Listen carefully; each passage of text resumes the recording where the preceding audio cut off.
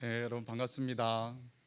현장에서 되게 오래간만에 보는 지체들도 있어서 진짜 반가운 것 같아요. 아까 2부 예배도 마치고 한 몇 달 만에 또 한 지체 보니까 그냥 기분이 되게 업되는 느낌들이 되게 많이 드는 것 같아요. 얼마 전에 제가 기사를 좀 꼼꼼하게 이렇게 봤는데 일단 방역 당국에서 11월, 10월 말쯤에 이제 위드 코로나를 시행할지 안 할지 고민을 하고 있는데 일단 국가가 이대로 갈 수는 없다라고 생각을 해서 어, 그 20세 이상의 접종률이 80% 이상을 넘기면 그러면 그때 위드 코로나를 점진적으로 진행하겠다라고 얘기를 했고요. 그게 이제 어느 때냐 했을 때 10월 말이 접종 완료하는 그 사람들이 20세 이상이 80%, 90세, 60세 이상이 90% 이상이 이제 2차 접종 완료가 된대요. 그러면 10월 말이니까 한 11월 초 한 10일 정도 14일까지 생각해 본다면 그때부터는 위드 코로나가 어느 정도 진행될 수도 있지 않을까. 뭐 그때 가봐야 아는 거지만 그래도 지금과는 좀 사뭇 다른 분위기들이 좀 펼쳐질 수 있다라는 생각이 듭니다. 그래서 점진적이니까 현장에 한 30%, 50% 이렇게 이제 오픈을 하게 된다 그러면 우리 상황, 예배 상황들도 좀 많이 달라질 것 같아요. 결혼식 같은 경우는 일단 199명으로 이제 확대하는 발표도 하고 그랬잖아요, 그죠? 그래서 현장에 이제 좀 탈 코로나, 위드 코로나지만 1년 거의 2년 가까이 우리가 예배에 참 많이 제약과 제한들을 받아왔는데 이제 지금은 아직 제약이 심한 상황에 있지만 2주, 3주 후에는 조금 급변하는 상황들이 될 것 같아서 여러분들도 조금 마음의 준비들을 하고 혹시 그동안 마음을 많이 놓고 있는 사람들은 좀 다시 좀 경건한 마음들을 세웠으면 좋겠다 생각을 해요. 우리가 올해 출석만 가지고 생각해 본다 그러면 제일 많이 왔을 때하고 또 새 가족들을 생각하면 현재 한 160명 정도 출석하는데 150명 정도가 이렇게 실종되었어요. 그래서 이렇게 다 붙여서 방을 붙여서 실종 청년을 찾습니다. 뭐 이런 거 하고 싶은데 근데 뭐 지금 이 또 예배 드리는 사람은 실종 당한 사람이 아니겠죠, 그죠? 네, 아무튼 우리 지체들 다시 좀 마음을 잡고 하나님 앞에 좀 중심들을 세워가는 일들을 할 수 있도록 서서히 우리도 좀 마인드를 좀 탈 코로나에 맞춰서 우리의 경건들을 세워갔으면 좋겠습니다. 네, 그런 차원에서 우리가 좀 양육 이제 하려고 그래요. 양육에 이제 힘을 많이 뺐어요. 힘을 많이 뺐는데 작년에 이제 양육을 해보니까 정말 내가 양육한 상황 중에서 가장 과제가 없었거든요. 성경 읽는 거밖에 없었어요. 하루에 한 3장, 5장.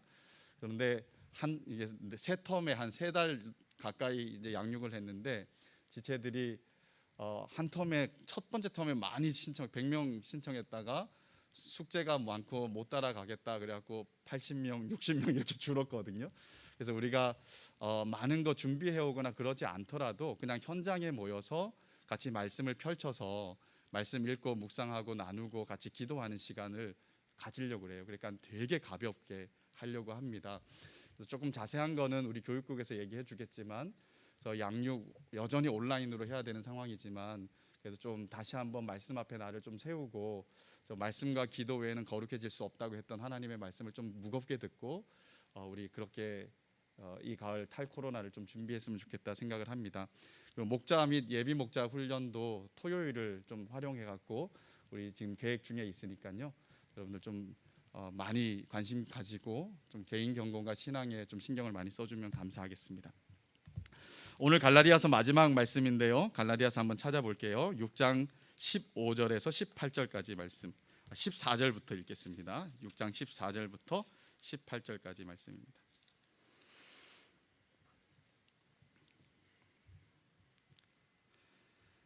네, 제가 한번 봉독해 드리겠습니다.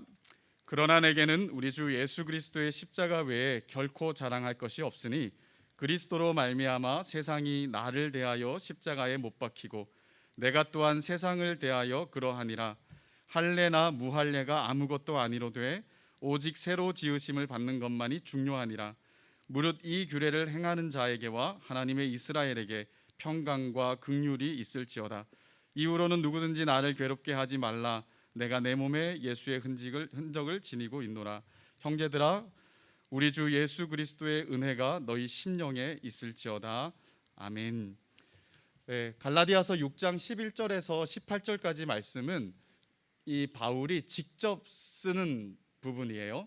그 이전까지는 대필해서 썼는데, 자기가 이제 얘기를 해주고 대필해서 썼는데, 요 부분 11절에서 18절까지는 본인이 직접 썼습니다. 그리고 이제까지 썼던 글자와는 다른 형태로 아주 큰 글씨로 썼어요. 이렇게까지 자기가 쓰는 이유는 뭐냐면, 뭔가 이 편지가 자신의 것인 뿐만 아니라 이 내용들을 더 강조하고 또 그들에게 한 번 더 당부하기 위해서 이렇게 쓰는 거라고 볼 수 있고요. 그리고 11절에서 18절 이 마지막 부분은 어떻게 보면 전체 서신 내용을 다 요약 정리하는 부분이라고 볼 수 있습니다. 그래서 이 마지막 부분을 가지고 이제까지 우리가 갈라디아서를 봐왔던 것들을 생각해 보면 바울이 왜 이런 이야기를 하는지를 우리가 감을 잡을 수가 있을 거예요. 바울은 이 거짓 선생들처럼 육체의 모양을 내려고 하지 않았습니다. 그리고 육체를 자랑하는 것에 관심을 두지 않았어요. 왜냐하면 하나님 앞에서 이런 것들은 다 배설물에 불과하기 때문에, 다 헛것들이기 때문에 거기 쓸데없는 것에 관심을 가지지 않았다라는 거예요. 그런데 유일하게 한 가지 자랑하고 관심 가진 게 뭐냐면 십자가였다라는 거예요. 십자가. 왜 바울이 십자가만 자랑했습니까? 예수만 우리의 구원 되시고 십자가만 우리의 유일한 구원의 방법이기 때문에 다른 거는 신경도 안 쓰고 이것만 내가 자랑한다라고 이렇게 말하고 있는 거예요. 그래서 바울은 거짓 선생들이 교회 안에 와서 계속해서 들쑤셔 놓고 있는 것들을 봤을 때 예수 그리스도의 복음 외에 다른 것들을 가르치고 있는 것들을 도대체가 용납할 수가 없었던 거예요. 그는 하나님의 영광에 반할 뿐만 아니라 성도들을 자꾸 이렇게 노략질하고 넘어지게 하고 그들의 발걸음을 지옥으로 향하게 하는 그런 일들을 하기 때문에 그걸 참아볼 수 없고 힘을 다해서 심지어는 언성을 높이면서까지 그렇게 그들이 틀린 것과 예수 그리스도의 복음이 자기가 계시로 받은 복음이 유일한 복음이고 이것이 유일한 방법이다라는 것들을 끊임없이 얘기해 주고 있는 거죠. 그래서 온 힘을 복음 전하는데 신경과 관심을 다 쏟았다라는 것입니다. 가끔씩 바울이 좀 너무 일관성이 떨어지는 사람이 아닌가라는 생각이 들게 하는 지점이 있어요. 그게 뭐냐면 할례거든요. 바울은 할례가 구원을 얻게 하는 것이 아니다 그래서 지금 갈라디아서에서 이렇게 싸우고, 그리고 사도행전 15장에 예루살렘 회의에 가서 끊임없이 싸워서 결국은 할례를 이 이방인 그리스도인들에게 짐지우지 말자라는 결론을 받아내요. 그래서 공문서를 받아서 그 공문서를 가지고 갈라디아 교회를 찾아가서 그 공문서를 주는 이야기가 사도행전 16장에 나옵니다. 그래서 이제 더 이상 할례로 너희들이 괴로움을 당하지 않아도 돼, 할례가 구원의 근거가 되지 않아 라는 것들을 그들에게 분명하게 얘기해 줬어요. 그래서 온 교회들이 다 기뻐하고 다 즐거워했는데 그 다음 바울의 행동이 뭐였냐면 디모데를 데리고 와서 할례를 시켰어요. 디모데를 데려가서 할례를 받게 했다라는 겁니다. 지금까지 할례 때문에 그렇게 싸웠는데 디모데에게 할례를 받게 했다라는 거, 이거 뭔가 일관성이 떨어지는 바울의 행동이 아닌가. 근데 사실 잘 생각해 보면 바울은 엄청 고도의 일관성을 가지고 있어요. 할례나 무할례나 바울에게는 사실은 상관이 없는 거예요. 뭐가 중요하냐면 복음이 중요한 거예요. 다른 복음이 중요한 거예요. 그래서 왜 할례를 반대했냐, 이렇게 싸우고 있냐라고 했을 때 복음이 회방받지 않게 하기 위해서 그랬어요. 그죠? 그럼 왜 디모데에게 할례를 받게 했느냐라고 한다면 앞으로 복음 사역을 하는 데 있어서 회방이 없게 하기 위해서. 그러니까 디모데를 데리고 유대인의 회당에 들어가야 되는데 다른 말이 나오지 않고 또 그들이 그것만으로도 적대하지 않게 하기 위해서 복음 전하는 사역에 회방될 것들을 다 제해버리는 일들을 한 거죠. 그래서 일관성이 떨어지는 게 아니라 일관성이 되게 높아요. 뭐로 높냐면 복음이라는 것 중심으로 고도의 일관성이 있는 것을 보여줘요. 복음을 위해서라면 성도 냈다가 싸우기도 했다가, 복음을 위해서라면 그 싸운 내용인데도 불구하고 할례를 하기도 하는, 이게 바울이 가지고 있는 복음의 열정이었다라는 겁니다. 왜 바울이 이 복음에 대해서 이렇게까지 열정적으로 했냐? 오늘 본문에 보면 새로 태어나게 하는 것이 복음이기 때문이에요. 새로 중생하게 하고 새로 태어나게 하고 거듭나게 하고 하나님을 만나게 하고 하나님 나라 백성이 되게 하는 것은 오직 복음 외에는 아무것도 없기 때문에 이 복음에 목숨을 걸고 싸우기도 했다가 또 할례도 행했다가 그렇게 복음으로 모든 것들을 행하고 있는 바울의 모습을 보게 되는 거예요. 바울은 진짜 일관성이 높은 사람이라고 말할 수가 있는 거예요. 자, 바울은 15절과 16절에서 이 서신을 결론적으로 이렇게 정리하고 있어요. 할례나 무할례나 아무것도 아니로되 오직 새로 지으심을 받는 것만이 중요하니라. 오직 새로 지으심 받는 것만이 중요하니라. 할례를 받았느냐 할례를 받지 않았느냐 이게 중요하지 않다라는 거예요. 오직 새로 지으심을 받은 것만이 중요한 거예요. 할례가 새로 지음 받게 했냐 무할례가 새로 지음 받게 했냐, 그런 모든 것들을 복음만이 새로 지음 받게 하는 것이기 때문에 할례 무할례 이런 논쟁은 나에게는 사실은 그닥 중요한 게 아니다라고 이렇게 얘기를 하는 거예요. 그래서 새로 지음 받았다라는 말은 중생했다, 본 어게인 했다, 구원받았다라는 것을 얘기를 하는 거예요. 그래서 이 중생은 오직 복음에 의해서 되는 거지 할례 무할례가 아니다. 그래서 바울은 할례를 행하기도 하고 싸우기도 했던 그 모든 중심에 뭐가 있냐면 복음으로 중생되는 것만 중요하지 이런 논쟁들이 바울에게는 사실은 별로 이렇게 관심을 기울일 만한 것이 아니었다라는 거예요. 근데 복음을 회방하니까 그렇게 목숨 걸고 싸우는 모습을 보여준 거죠. 그리고 16절에서는 이렇게 말합니다. 무릇 이 규례를 행하는 자에게와 하나님의 이스라엘에게 평강과 긍휼이 있을지어다. 자, 이제 서신을 마무리하는 거예요. 그래서 16절과 18절을 보면 이 마지막 인사말이 두 번이나 반복되고 있어요. 그리고 17절에 인사말 중간에 되게 또 터프한 문장을 쓰고 있어요. 그죠? 평강과 긍휼을 구했다가 이제는 나 좀 괴롭히지 말라라고 했다가 다시 은혜를 구하는 모습을 보여줘요. 그죠? 자, 왜 그 중간에 그 얘기가 들어갔는지는 조금 이따 보기로 하고요. 인사말을 보면 이 규례를 행하는 자 그리고 하나님의 이스라엘 그리고 형제들에게 평강과 긍휼, 은혜가 있기를 원한다 하면서 편지를 전형적으로 이렇게 마치고 있는 것을 볼 수 있습니다. 그죠? 그래서 여기에 이제 대상이 누구냐면 형제들이라고 18절에 부르기도 하고 그리고 16절에서는 하나님의 이스라엘이라고 하기도 하고 이 규례를 행하는 자라고 이렇게 얘기를 합니다. 이건 다 갈라디아 성도들을 포함한 신약의 모든 그리스도인들, 성도들을 다 지칭하는 말이라고 볼 수 있죠. 누가 유대인이냐, 누가 이스라엘이냐라고 할 때 이 유대인들은 혈통적 유대인들, 그들이 진짜 유대인이다 이렇게 생각을 하고 있었어요. 그죠? 근데 바울은 그것을 깼어요. 언제 깼습니까? 갈라디아서 3장에서 깼어요. 그죠? 혈통의 유대인이 아니라 아브라함에게 주신 믿음으로 말미암아 의롭다함을 얻는 약속을 가진 사람, 그 믿는 사람들이 이스라엘이다라고 얘기를 다시 재편을 했단 말이에요. 그죠? 그래서 여기에 하나님의 이스라엘이라는 것은 유대인을 말하는 것이 아니라 그리스도의 복음을 믿는 믿음으로 하나님 백성된 유대인과 이방인을 다 포함한 그리스도인을 얘기하는 거라고 볼 수 있어요. 그래서 참된 성도에게 하나님의 평강과 긍휼이 있기를 원합니다라고 이렇게 이제 축복을 하는 거죠. 근데 이들을 또 다르게 설명을 하고 있는데 어떻게 설명하냐면 이 규례를 행하는 자라고 이렇게 설명하고 있어요. 이 규례를 행하는 자. 조금 오해가 일어날 수 있죠.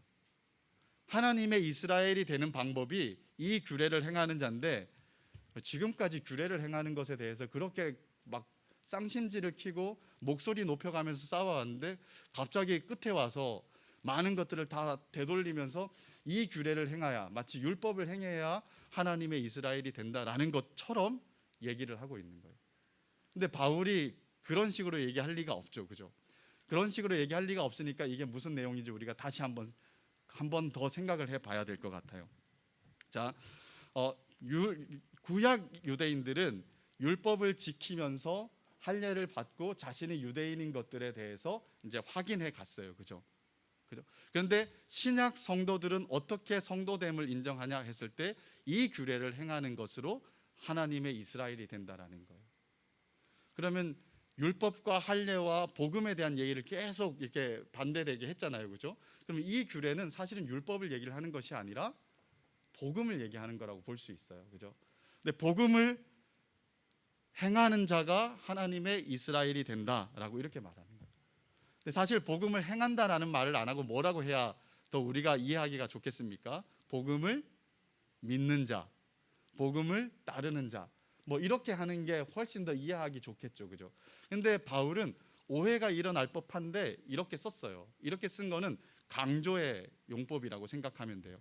율법을 행하는 것처럼 마치 새로운 규례, 즉 하나님의 복음을 행하는 자가 진짜 성도가 된다.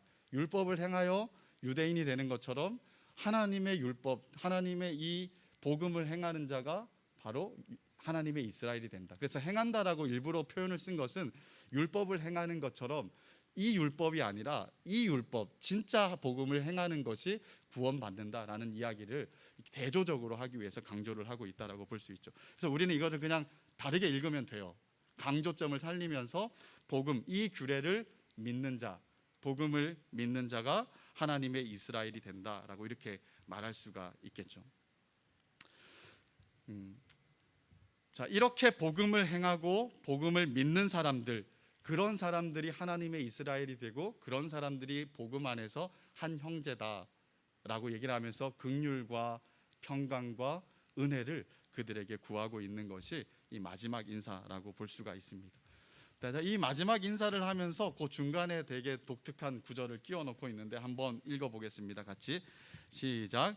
이후로는 누구든지 나를 괴롭게 하지 말라. 내가 내 몸에 예수의 흔적을 지니고 있노라. 자, 다시 뭔가 이렇게 축복하고 이런 인사는 좀 부드럽잖아요, 그죠? 따뜻한데 갑자기 그 사이에다 따뜻하지 않고 뭔가 싸늘한 말이 딱 들어가 있어요, 그죠? 억울함일 수도 있고 뭐 여러 가지 있지만 사실은 그런 감정이라기보다는 바울의 확고함을 보여주는 거라고 생각이 들어요. 이후로든 누구든지 나를 좀 괴롭게 하지 말라. 이 말은 내가 지금 심히 괴롭다라는 거죠, 그죠? 내가 심히 괴롭다. 왜 괴롭냐? 그리스도의 복음이 회방받고 있기 때문에. 갈라디아 성도들이 이 복음을 받은 지 얼마 되지 않아서 거짓 복음, 다른 복음을 따른다라는 것이 나에게 너무 고통스럽기 때문에 참된 성도로서 함께 기뻐하고 고난도 즐겁게 받았던 이 갈라디아 성도들이, 성령을 체험했던 성도들이 갑자기 다른 걸 추구하고 있다라는 것 자체가 나에게 너무 고통스럽고 아프기 때문에 이제는 더 이상 복음을 복음으로 알고 나를 괴롭게 하는, 내가 이렇게 괴롭게 하는데 이 괴로움이 없도록 좀 해달라라고 이렇게 얘기를 하는 거예요. 그러면서 내가 내 몸에 예수의 흔적을 가지고 있다라고 얘기를 하고 있는 거죠. 자, 이 흔적이라는 말은요, 상처난 흔적이라는 이제 의미를 가지고 있어요. 상처난 흔적. 우리 어제 이 목자 모임에서 이렇게 나눔을 하는데 우리 임원 중에 한 지체가 흔적, 그러니까 이제 이 본문의 흐름 속에서 할례는 몸의 흔적을 내는데, 그런데 이 예수의 흔적은, 예수 그리스도의 복음은 우리의 영혼의 흔적을 내는 것처럼 이렇게 대비해서 보는데 약간 신학자 포스가 딱 느껴지는 그런 나눔을 사실 해줬어요. 그래서 내가 오늘 얘기해주고 해줘야지 이렇게 생각했어요. 자, 할례는 몸의 상처를 내고 흔적을 내는데 진짜 복음은 우리 영혼의 흔적을 낸다라는 거예요. 예수의 흔적이 없으면 어떻게 보면 우리가 복음을 진짜로 알거나 받은 사람이 아니다라고 말할 수도 있는 거죠. 그렇죠? 그래서 이 바울이 나는 예수의 흔적이 있다라는 그 두 가지 의미가 있을 거예요.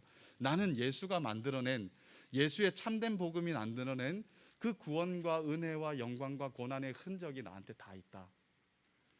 그렇죠? 그리고 그 복음이 모든 영혼들을 구원할 확실한 거기 때문에 더 이상 거짓 복음으로, 그리고 너희들이 거짓 복음을 따름으로 좀 가지 마라. 내 안에 있는 이 흔적이 보이지 않느냐라고 이렇게 얘기하는 걸로 우리가 조금 이해해도 본문을 잘 이게 해석할 수 있지 않을까 싶어요. 자, 그럼 이 흔적, 바울이 지금 말하고 있는 흔적은 어떤 걸까? 학자들은 여러 가지 얘기를 하는데요, 두 가지 정도 우리가 생각해 볼 수 있을 것 같아요. 첫 번째는 뭐냐면 종으로서의 흔적이에요. 즉 예수가 사랑으로 그 바울의 심령 가운데 새겨놓은 흔적이에요. 예수의 사랑의 흔적, 예수의 어떤 구원의 그 깊은 자비와 긍휼의 흔적이라고 이렇게 볼 수 있는데, 그 흔적이 새겨졌을 때 바울이 자기가 반응하는 어떤 모습으로서 나는 종입니다 라는 차원에서 하는 그런 흔적으로 생각해 볼 수 있어요. 이게 무슨 말인지 한번 설명할게요. 당시에는 이 가축이나 종들에게는 낙인이 찍혀 있었습니다. 낙인.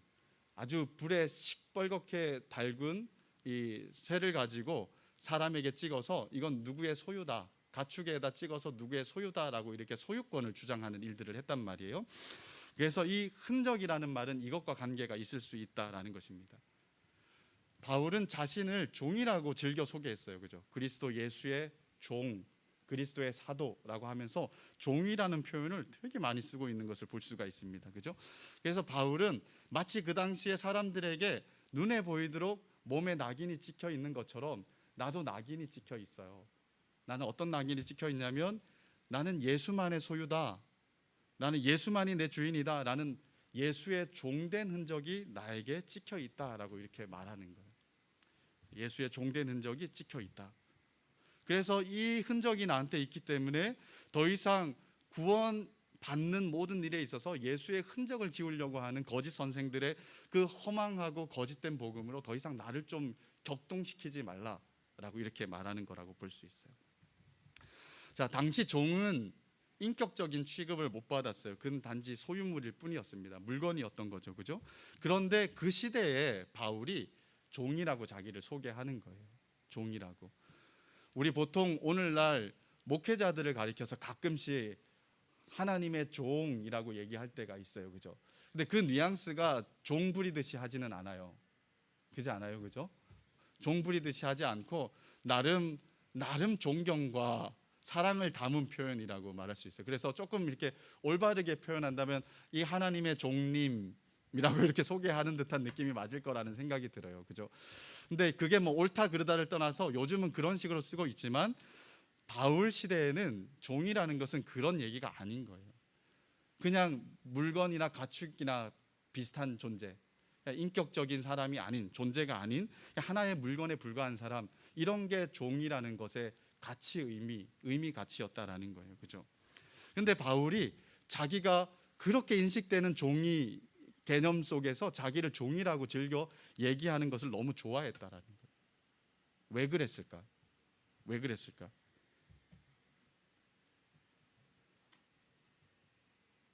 자, 신명기서 15장 12절과 18절 말씀을 한번 있는 분은 찾아보세요. 신명기 15장 12절에서 18절 말씀입니다. 제가 한번 읽을 테니까 눈으로 한번 따라 보세요.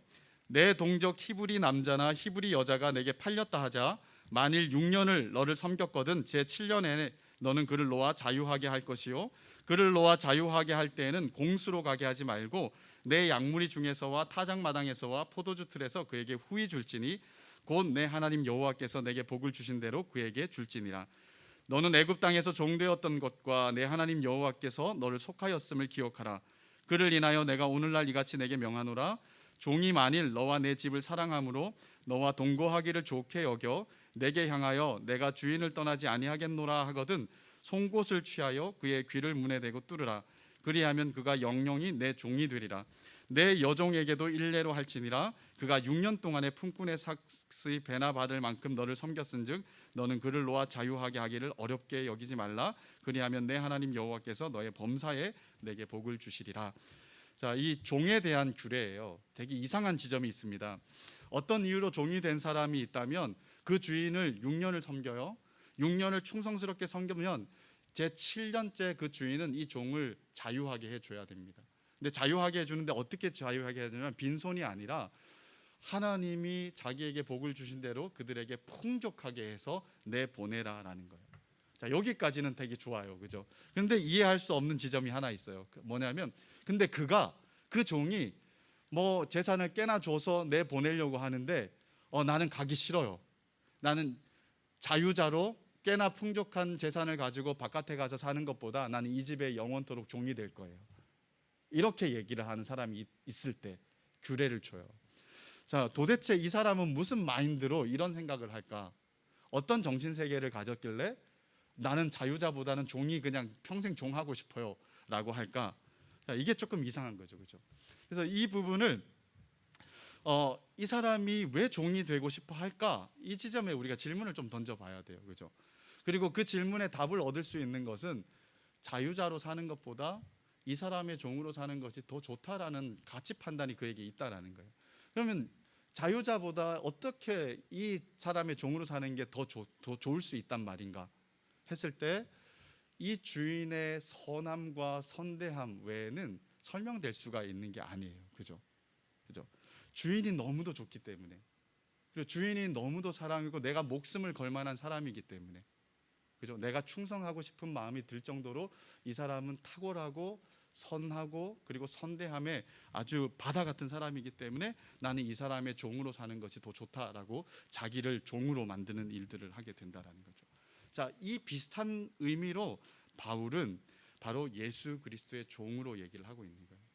내가 자유자로 방만하게 사는 것보다 그리스도의 종이 되어 평생을 살고 영원을 사는 것이 훨씬 더 나에게 영광스럽고 가치롭고 그것이 훨씬 더 내가 복된 선택이다라는 것들을 알기 때문에 그 시대의 종의 그 무가치한 개념임에도 불구하고 나는 그리스도의 무익한 종입니다라고 자기를 소개를 하는 거예요.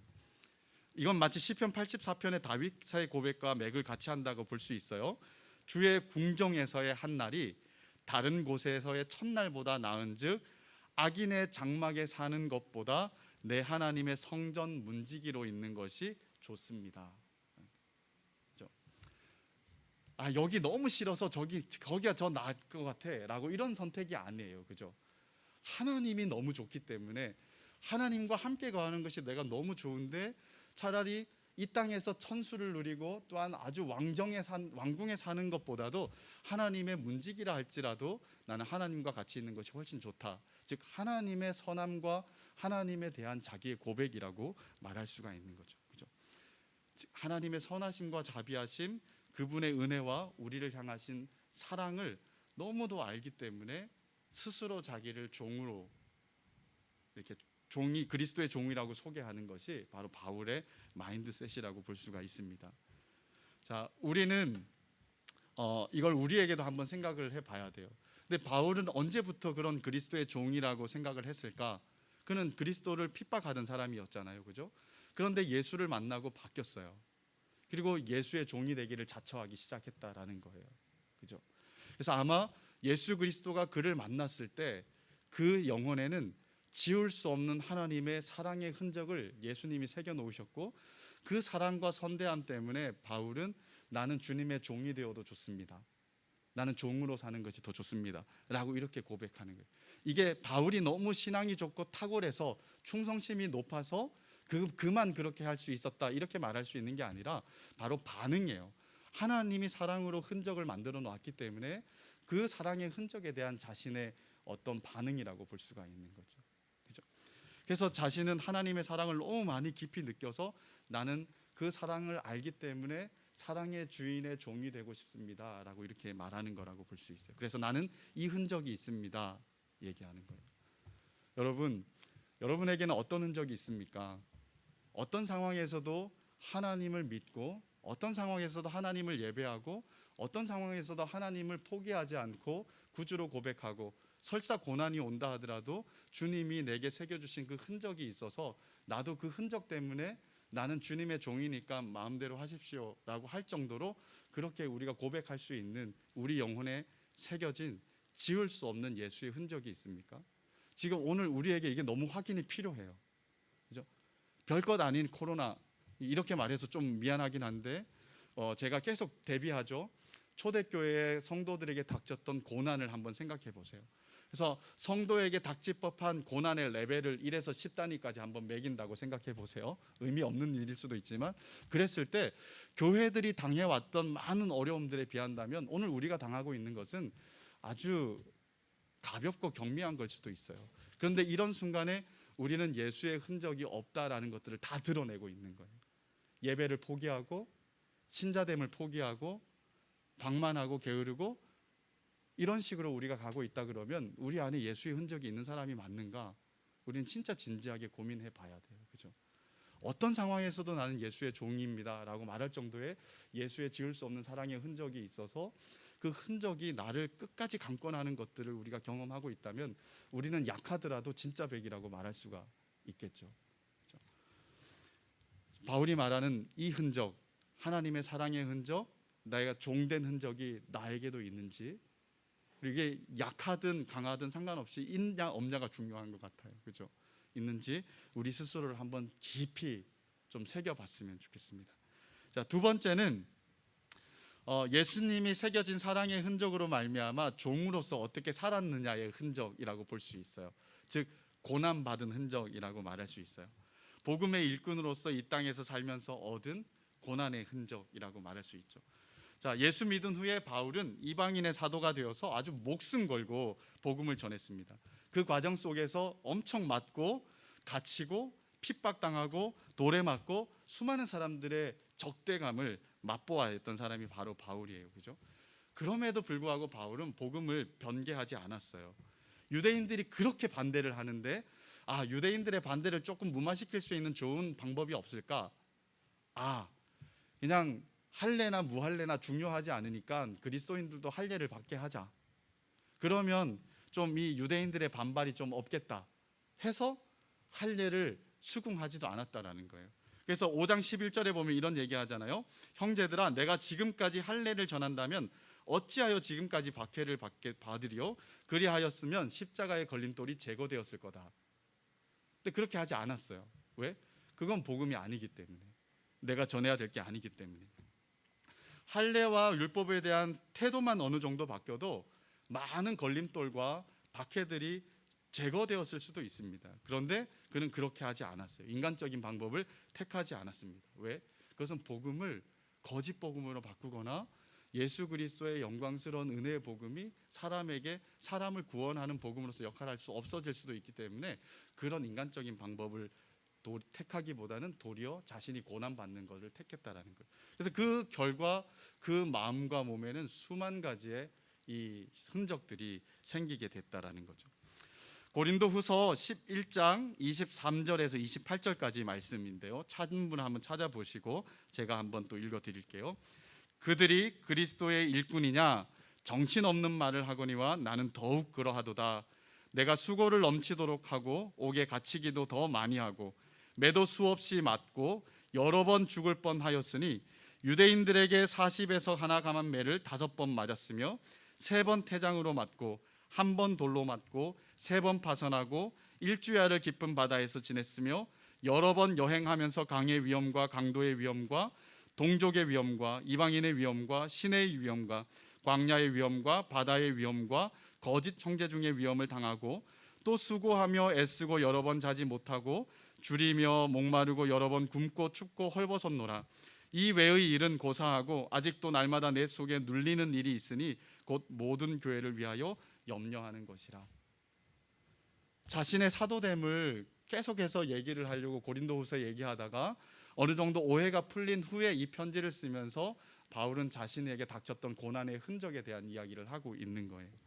많이 갇히고 많이 맞고 많이 적대감을, 환경과 주변의 많은 위험들도 또 자지 못하고 춥고 목마르고 굶고 수만 가지 고난을 당했지만 그러나 복음 전하는 일을 포기하지 않았고 그 일들 때문에 자기 몸에는 그 고난의 예수의 흔적이 새겨져 있게 되었다라고 이렇게 말하는 거예요.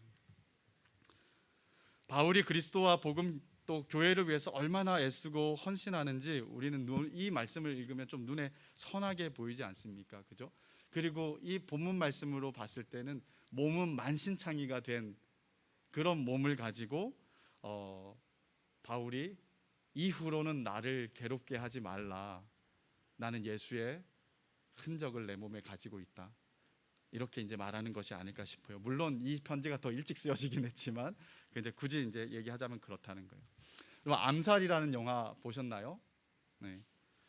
제가 어제 암살 영화를 했더니 저건 몇 년도 거냐, 역시 99학번이다 뭐 이런 얘기를 했다는 얘기를 얼핏 들었는데 이거 꽤 가까운 영화입니다. 그래서 자, 이 암살 영화를 보면요, 염석진이라는 사람이 나와요. 기억나나요? 그 염석진이 독립운동을 하다가 배신을 하죠, 그죠? 이중 스파이 노릇을 하다가 나중에 이제 해방이 됐을 때 재판을 받게 돼요. 재판을 받아서 이제 친일파를 이제 해결을 해야 되는데 자기가 친일파가 아니다. 자기는 독립운동한 사람이다라는 것을 증명하기 위해서 재판장에서 갑자기 우통을 탁 벗고 6개의 총알 자국을 들이밀면서 이거 블라디보스톡에 있을 때 기억나시죠? 그죠? 연기 잘하는 이정재가 했기 때문에 따라는 못하겠어요. 그래서 자기 총알 자국을 설명하면서 자기의 상처난 것들을 이 고난받았던 그 독립운동의 이야기들을 하죠. 물론 이 사람은 변절자였으니까 적절하지는 않아요. 그죠? 근데 그 상황만을 한번 생각을 해보자라는 거예요. 그죠? 음, 남자들은 되게 이상한데요. 형제들은 군대 가기 전에 군대 안 가고 싶어하는 마음을 되게 많이 가지고 있어요. 그죠? 저도 그랬어요. 할 수만 있다면 안 가고 싶다. 근데 이제 군대 가게 돼야 될 때는 기도했어요. 가장 편한 데 떨어지게 해달라고 기도했는데 저는 그 기도가 들어 응답됐어요. 저는 대한민국 당나라 부대 제2등 부대에 이제 떨어졌는데 어디라고 말은 안 하겠는데 부산에 있어요. 집에서 한 15분 거리에 있는데 거기에 떨어져서 군 생활을 했어요. 그리고 이제 군 생활하고 나와서 이제 가끔씩 형제들하고 얘기를 하다 보면 군대 갔다 온 얘기를 하게 돼요. 군대 갔다 온 얘기를 하면 사람들이 내가 진짜 많이 힘들었다라는 얘기를 주로 해요. 그러면 그 얘기를 듣고 있던 사람이 야, 그건 일도 아니다 하면서 내가 더 힘들었다라는 얘기를 해요. 그러면 그 얘기를 듣고 조금 이렇게 기분이 나빠져 갖고 야, 나는 이런 일이 있어서 이렇게 이제 막 얘기를 하면서 내가 얼마나 힘들었는지에 대한 이야기를 이제 얘기를 하게 되는 거죠. 그죠? 그 모습을 생각하면서 우리가 천국 가면 그렇진 않겠지만 어떨까라는 생각을 했어요. 그죠? 우리 고난이 죽도록 싫은데 근데 고난이 만들어낸 예수의 흔적들이 쌓였을 때 우리가 이거 자랑과 의는 아니지만 그러나 우리 좀 약간 허용된 상황에서 이거 예수님 이거 알죠? 블라디보스톡 뭐 이러면서 우리의 그 고난의 흔적들을 가지고 이게 주님과 얘기하거나 우리 성도들끼리 얘기하지 않을까. 물론 부활의 몸을 입으면 그런 게 다 사라질지 어떨지 모르겠어요. 이게 저도 가봐야 아는 일이라서 설명은 못하겠지만 아무튼 우리가 받은 고난의 흔적들은 남지 않을까라는 생각은 들어요. 그리고 주님이 그것을 되게 충성되게 여기지 않을까 싶습니다. 그죠? 어제 이제 이런저런 얘기를 나누면서 내가 예수님 때문에 생긴 고난의 흔적이 있을까 뭐 이런 생각들을 조금 해봤어요. 해보다가 어느 한때가 생각이 났어요. 뭐 이렇게 고난의 흔적이 생겼다기보다는 아주 작은 건데 하나님이 되게 귀하게 봐줬던 때가 기억이 났어요. 그게 이제 중등부 사역 할 때였는데요. 중등부 사역을 끝내고 나서 이제 한참 지난 후에 그 참 중등부 첫 사역할 때 제 마음에는 되게 지금도 뭔가 조금 애달프고 애석하고 부족하고 뭔가 다시 해보고 싶고 이런 생각이 있거든요. 네, 그런데 그게 이제 나한테는 항상 너무 못했다 아니면 너무 부족했다 그때 그렇게 더 열심히 했었어야 됐는데 막 이런 생각들이 이제 사로잡을 때였는데 근데 그때 하나님께서 그 마음 있는 것만으로도 내가 오케이다라는 식의 이제 마음을 주신 적이 있어요. 그래서 그때 이제 뭘 느꼈냐면 고난 가운데 아니면 내가 주님을 위해서 많은 것들을 하지 않아도 아주 작은 것 하나 가지고도 하나님이 되게 귀하게 봐주시고 받아주시구나 라는 것들을 느꼈어요. 그러면서 이제 히브리서 11장을 보는데 11장 보면 믿음으로 누구는 어떻게 살았고 어떻게 살았고 어떻게 살았고 이렇게 얘기가 나오잖아요. 근데 그 본문을 보면서 저는 아브라함을 알아요. 창세기에 기록된 아브라함의 이야기 11장부터 25장까지 기록된 아브라함의 이야기를 보고 그의 치부를 찾으라면 다 찾아서 얘기할 수 있어요. 그죠? 그런데 히브리서에서 믿음으로 아브라함은 하면서 칭찬만 하고 있는 거예요. 근데 그 칭찬을 보면서 나는 속으로 아브라함은 이 일도 했는데 저 일도 했는데 계속 그 생각을 떠올리고 있었거든요. 근데 히브리서를 계속 이제 한번 공부하고 묵상하던 시간에 그 마지막에 주님이 우리의 실패를 기억 안 하시구나.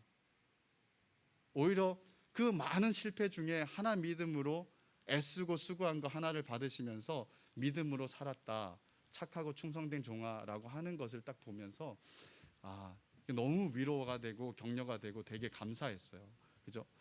그래서 어떤 면에서 하나님은 우리에게 많은 것들을 기대하기보다는 오히려 예수가 우리에게 새겨놓은 사랑의 흔적, 그 흔적에 반응하는 종으로서 또 복음의 일꾼으로서 그 성도가 당하는 고난 때문에 새겨진 그 흔적들 하나하나 아주 작은 것 하나도 하나님은 그냥 너 자랑하지 마, 너 의야 이렇게 해서 단칼에 자르는 게 아니라 착하고 충성된 종아 하면서 그것을 충분히 다 받아주시고 이해해 주시고 더 많은 실패가 있었음에도 불구하고 아주 작은 그 순종에 기뻐하시면서 그거 하나로 우리를 믿음으로 살았다 인정해 주는 일들을 하신다라는 거예요.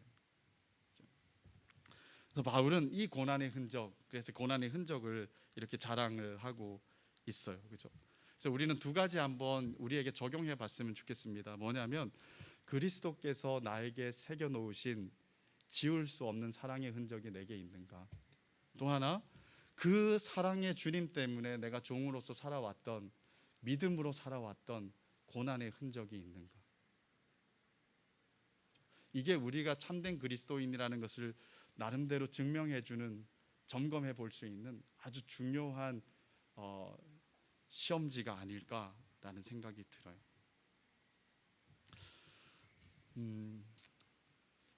갈라디아서를 이제 마무리하면서 아주 바울이 적절하게 마무리하는 것 같아요. 그죠? 우리에게도 되게 중요하고 적절한 질문들과 도전들을 던져주고 있는 것 같습니다. 그래서 우리는 지금 너무 개인적인 감정에 휩싸여서 내가 너무 힘들다, 주관적인 이 감정에 많이 휩싸여 있는 것 같아요. 그죠? 그래서 내가 힘들기 때문에 하나님도 나를 위해서 존재해야 하는 것처럼 우리는 늘 그렇게 생각하고 사고와 삶이 그런 식으로 흘러갈 때가 너무 많은 것 같아요. 그죠? 그래서 요즘은 힘들어서 말도 잘 못하겠어요. 그죠? 또 더 힘들까봐 말도 잘 못하겠어요. 그죠? 그런데 우리가 그렇게 살아서는 안 되는 존재잖아요. 그죠? 물론 넋두리를 해보고 싶고 어디 가서 하소연도 하고 우리 아픔들과 힘든 것들을 쏟아내고 격려도 받고 위로도 받고 한번 그런 시간들이 반드시 필요한데, 그럼에도 불구하고 우리가 신앙의 중심을 딱 붙잡고 또 흔적을 가지고 어떻게 믿음으로 살 것인가. 고난이지만 그래도 이 고난 과정에 새겨질 예수 그리스도의 흔적을 영광으로 알고 내가 이 시간들을 기쁨으로 받아들이면서 통과해 나갈 것인가.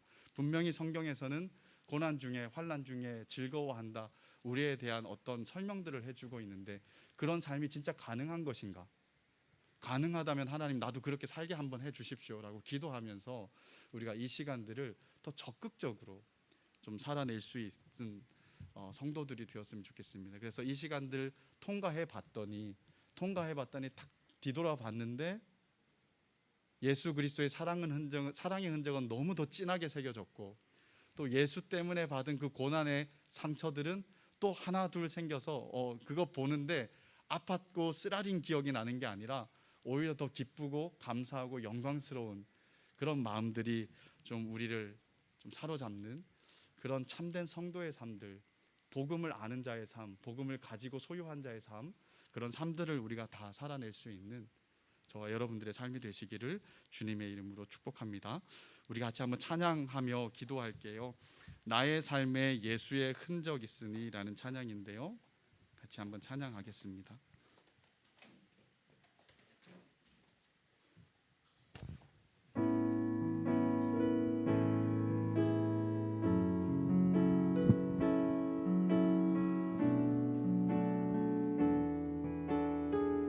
나의 삶에 예수의 흔적이 있으니, 나의 삶에 예수의 흔적이 있으니 나는 오직 주님만 자랑하리라. 내 영혼의 예수의, 내 영혼의 예수의 생명이 있으니 나는 오직 주님만, 나는 오직 주님만 증거하리라. 주만 섬기리, 주만 섬기리. 가장 낮은 자리에서, 가장 낮은 자리에서 주만 섬기리. 내 생명 다해. 나의 삶의 예수의, 나의 삶의 예수의 흔적이 있으니 나는 오직 주님만 자랑하리라. 오직 주님만 자랑하리라. 내 영혼에 예수의 생명이 있으니 내 영혼에 예수의 생명이 있으니 나는 오직 주님만 증거하리라. 주만 섬기리 주만 섬기리. 가장 낮은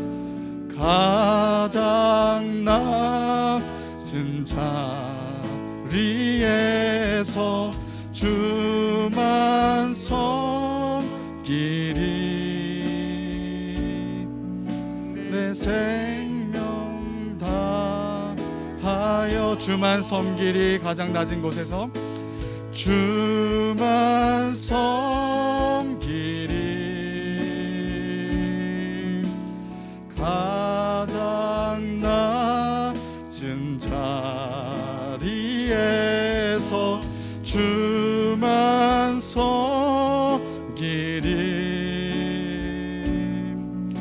내 생명 다하여 어린 양 찬양하리. 어린 양 찬양하리. 내 평생 그 하나로 충분해요. 어린 양 찬양하리. 내가 주의 임재 안에서 어린 양 찬양하리. 내 평생 그 하나로 충분해요.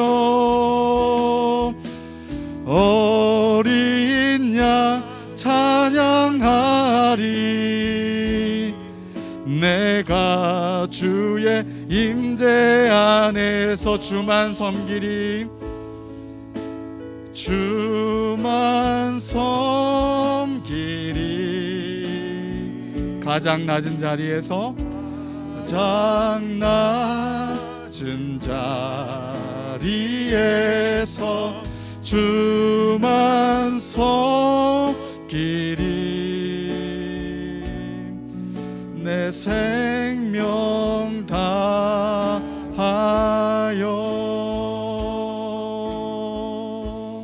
아멘. 이 시간 우리가 찬양했던 것처럼 이 시간 한번 기도했으면 좋겠습니다. 주님, 내가 내 몸에 예수의 흔적을 가지고 있습니다.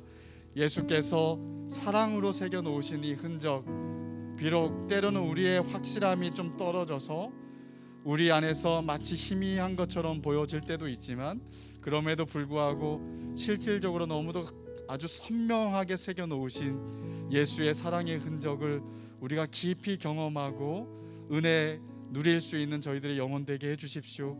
그리고 그 사랑에 지울 수 없는 흔적이 있기 때문에 그 흔적 속에서 주님, 내가 당신의 종이 되기를 원합니다. 그리고 복음의 일꾼으로서 우리에게 주어진 삶, 나그네 같은 이 인생길이지만 고난의 현장이지만 그럼에도 불구하고 주의 영광 위에서 고난의 흔적들을 몸에 새겨가면서도 기쁘게 이 시간들을 살아내고 믿음으로 살아낼 수 있는 저희 한 사람 한 사람 제 삶과 영혼이 될 수 있도록 주님 도와주십시오. 그래서 때가 되었을 때 주님 앞에서 사랑 때문에 감사하고 고난의 흔적으로 주님 앞에 칭찬과 또 영예받는 그런 착하고 충성된 자의 삶이 될 수 있도록 주님 인도해 주십시오. 우리 한번 맡기면서 주님 앞에 기도하기를 원합니다. 기도하겠습니다. 사랑의 하나님, 이 시간에 하나님 우리가 말씀을 기억합니다. 하나님, 내가 내 몸에 예수의 흔적을 지녔다라고 하나님 이렇게 고백하고 있는 사도 바울처럼 우리에게도 주님이 새겨놓으신 흔적들을 보기를 원합니다. 하나님, 우리의 생각과 또 또 우리의 불신과 우리의 자기 중심성과 우리의 약하고 부족하고 불경건한 모습들이 먼저 툭툭 튀어나올 때가 많지만, 그럼에도 불구하고 우리 영혼 깊은 곳에 주님께서 선명하게 새겨놓으신 예수의 사랑의 흔적을 우리가 먼저 만끽할 수 있도록 주님 도와주십시오. 보아와 같이 우리를 내버려 두지 아니하시고 늘 우리를 살피시고 우리가 찾아오기를 기뻐하시고 우리가 눈뜨고 고개를 돌리고 주님을 봐주기를 원하시는 그 주님이 새겨놓으신 그 선명한 사랑의 흔적들로 인하여서 주님 사랑에 감동하고, 정말 예수 그리스도의 사랑의 깊이와 넓이와 높이와 길이가 어떠한지 우리가 늘 깨달아 알므로 말미암아 감동과 감격 속에 주님을 인정하고 고백하고 사랑하는 저희들 삶이 되게 해주십시오. 그리고 주님이 그 새겨놓으신 그 종의 흔적, 사랑의 흔적 때문에 주님, 우리도 우리에게 주어진 삶을 믿음으로 살아낼 수 있도록 도와주십시오. 때때로 주님 아버지, 여러 가지 정말 상한 마음들이 생길 때가 있습니다. 하나님, 이 바울처럼 열심히 복음적 사역을 하고 교회를 환난 가운데도 세워놓았음에도 불구하고 교회가 흐트러지고 또한 성도들이 미끄러지고 자기를 또한 불신하고 정말 관계에 아픔들이 생겨나고 여러 가지 고통스러운 시간들이 생겨나지만, 그럼에도 불구하고 그 시간에 정말 아프지만 그렇게 믿음으로 또 복음으로 주님 아버지 그 흔적적 상황들을 살아내면서 그 상황 속에 생겨난 그 흔적 하나하나를 주님이 칭찬하시고 기뻐하시는 것들을 우리도 좀 그렇게 살면서 누리기를 원합니다. 그래서 주님, 우리가 고난과 아픔의 시간들을 정말 마다할 것들이 아니라 믿음으로 살아내면서 착하고 충성된 종으로 우리를 인정하시고 받아주시는 주님 때문에 더 많이 기뻐하고 더 많이 정말 이렇게 사는 것의 기쁨과 영광과 종기가 어떠한 것인지 깨달을 수 있는 저희들의 삶이 되게 하여 주시옵소서. 살아계신 하나님 아버지, 오늘 바울의 이 갈라디아 마지막 말씀을 우리 마음에 새겨 넣기를 원합니다.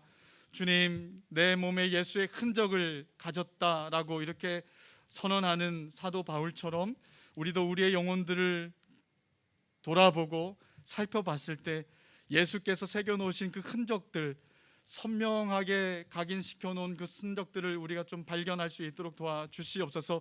그래서 사랑으로 새겨놓은 흔적 때문에 정말 하나님 감동과 감격과 기쁨과 은혜 가운데 정말 우리 하나님이 새겨놓은 흔적을 확인하고 나도 내 몸에 내 영혼에 예수의 흔적이 있습니다라고 고백할 수 있는 저희들 한 사람 한 사람 되게 하여 주시옵소서.